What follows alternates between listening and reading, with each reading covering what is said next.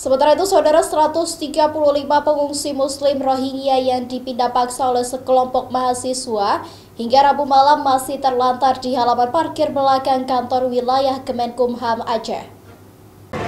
Sekelompok massa yang mengatasnamakan diri Aliansi Badan Eksekutif Mahasiswa atau BEM Nusantara Korda Aceh hingga Rabu malam masih menduduki kantor wilayah Kemenkumham Aceh. Karena perwakilan kantor wilayah Kemenkumham Aceh belum bersedia menaikkan petisi yang diajukan mahasiswa untuk mendeportasi Rohingya.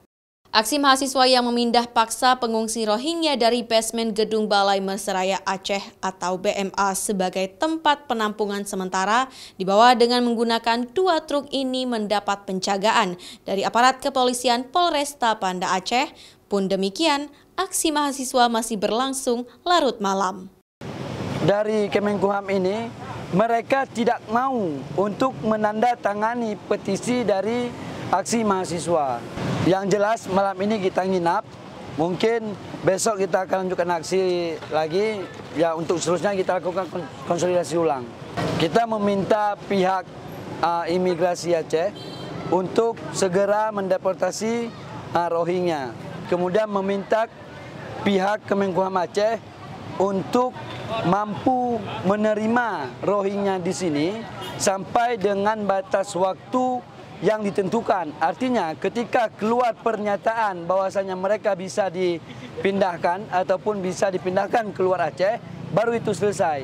Tapi sayangnya pihak Kemenkumham tidak mau menandatangani.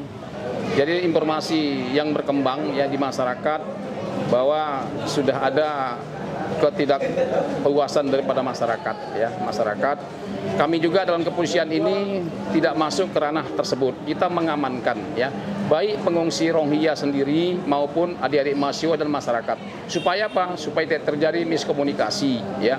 Jadi dengan adanya kita dari kepolisian dan juga nanti di backup oleh Satpol PP juga, kita bersama-sama mengamankan baik itu pengungsi Rohingya maupun masyarakat dan juga adik-adik mahasiswa.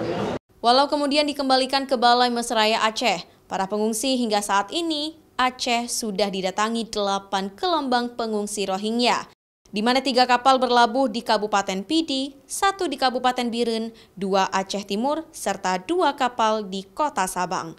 Dengan total manusia perahu mencapai 1.734 orang.